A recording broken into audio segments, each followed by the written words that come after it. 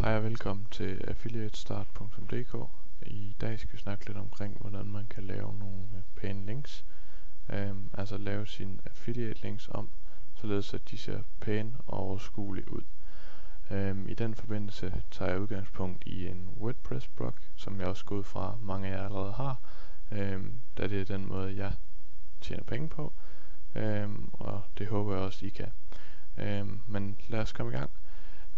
Jeg er gået ind under plugins på min WordPress blog, og det plugin jeg vil bruge til at lave de her pæne affiliate links det hedder Pretty Links. Så jeg går ind på tilføj nyt plugin og søger efter Pretty Links, og her om lidt så kommer søgeresultaterne, hvor vi ser der er noget der hedder Pretty Link Lite. Det vælger jeg at installere. Yes, jeg er sikker. Og når det så er installeret her om lidt, så aktiverer vi det lige med det samme. Og når det så er aktiveret, så kan vi se herovre i venstre menu, der er kommet et punkt, der hedder Pretty Link, som vi går ind på. Og det er herindefra, hvor alt ting sker i forhold til de her. Jeg har sådan noget, der hedder Saxo-bøger allerede, den sletter jeg lige. Det er noget, jeg har brugt tidligere, det sletter vi lige, for at starte helt ligesom jeres skærm. Så når jeg ser skærmen ud, når man har installeret pluginet og går ind på det første gang. Og her er det så, at I klikker på Add a Pretty Link eller Add New Link nede i menubaren hernede. Jeg vil trykke et af stederne. Så kommer vi så ind til den her skærm, som er det, du skal koncentrere dig om her i første omgang. Og det er super nemt at bruge, og det virker kanon godt. Og først din target URL. Og din target URL, det er den side, hvor at du vil sende din besøgende hen, altså dit affiliate link. Jeg har så været inde og finde mit affiliate link, og det sætter jeg så lige ind. I kan se, det er noget for Euroads, og det er et link til Saxo, altså boghandel. Og hernede i Pretty Link, der skriver du så det, linket skal hedde, og jeg vælger så at kalde det Saxo bøger. Og det er så sådan, Saxo bøger. Titel, det er det, som det kommer til at hedde ude i din oversigt over de links, du har lavet. Jeg kalder det bare Saxo bøger. Og vi trykker så Create. Og nu har vi egentlig lavet det her link, som hedder Saxo bøger. Og det kopierer jeg lige heroverfra. Fordi nu vil jeg vise jer, at det faktisk fungerer. Og det her, det er egentlig bare det, du skal lave for at lave dine links pæne. Og vi går så lige ind i et indlæg for at vise, at det faktisk fungerer.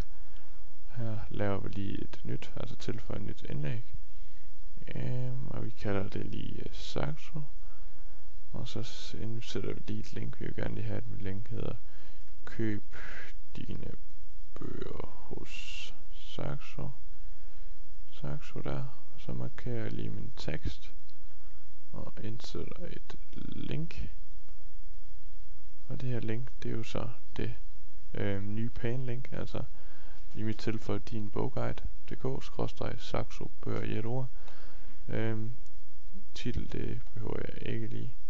Jeg trykker add link. Nu er mit køb din bøger hos Saxo altså markeret, og jeg er egentlig klar til at udgive det her indlæg for at vise jer, at det fungerer. Jeg trykker udgiv, og når det så lige er udgivet her om 2 sekunder, så går vi lige ind på din bogguide, som er en blog, jeg driver sammen med en ven. Og lige nu der er den bare under opbygning, så tager jeg ikke designet. Går lige ind på Saxo. Og det her, det er så det indlæg, jeg lavede, bare lige for at vise jer, at det virker.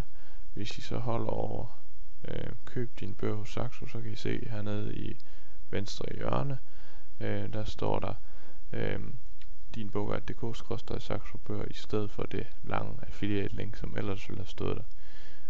Og når man klikker på det, så laver den så en redirect til dit affiliate link. Og så skal du meget gerne komme ind på Saxos hjemmeside, altså deres forside. Jeg kan se, det går lige lidt langsomt her nu. Jeg trykker igen.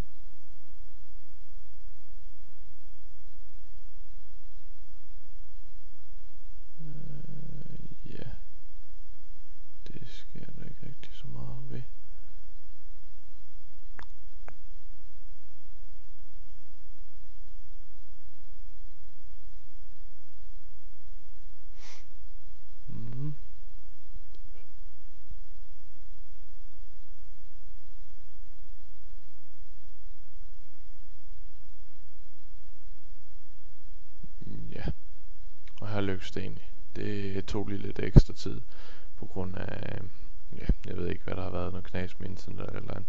Men i hvert fald så kom vi herind, og jeg skal lige huske at minde jer om, at man jo ikke må klikke på sin egen affiliate links, og den eneste grund til at gøre det her, det er egentlig bare for at vise, at det fungerer. Så det skal I lige huske. Tak fordi I fulgte med. Jeg håber I kan bruge det til noget. Det er helt sikkert noget, der virkelig batter inde på din blog, hvis du laver de her pæne links. Så det vil jeg anbefale, og så vil jeg anbefale dig at følge med ind på affiliatestart.dk, hvor vi fortsat vil lave en masse fede guides. Tak skal I have, fordi I fulgte med. Det var det.